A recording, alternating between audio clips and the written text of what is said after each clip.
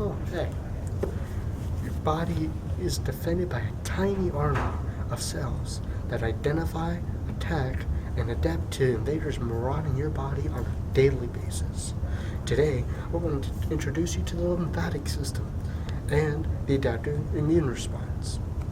This includes antigens, the lymphocytes, and types of adaptive immunity.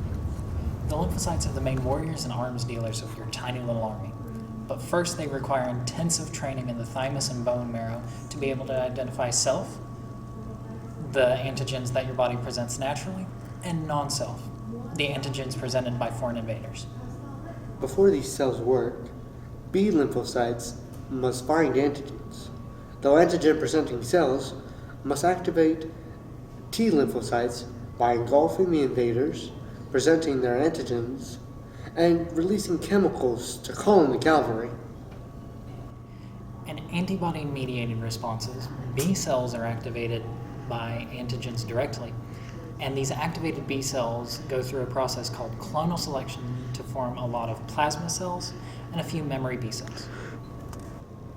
The plasma cells produced by this procedure, called clonal selection, produce antibodies at a rate so fast it literally causes the plasma to work to death.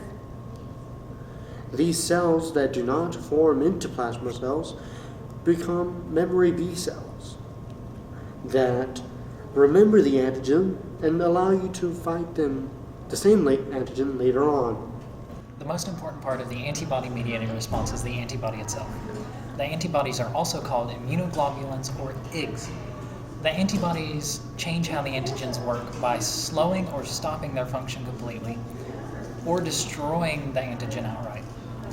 In the cell-mediated response, T cells are presented the antigen by antigen-presenting cells, and it takes this, processes it, and uses this in its clonal selection.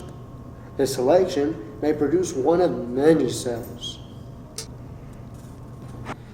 The cytotoxic T cells relentlessly kill foreign cells and viruses. Helper T cells signal other cells to begin or increase work. Regulatory T cells signal when to slow or stop work.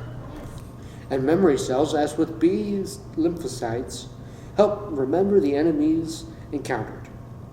This forms the adaptive immune response, the point at which the lymphatic and the immune systems meet. Together, these allow you to go on living day to day as you would any other day.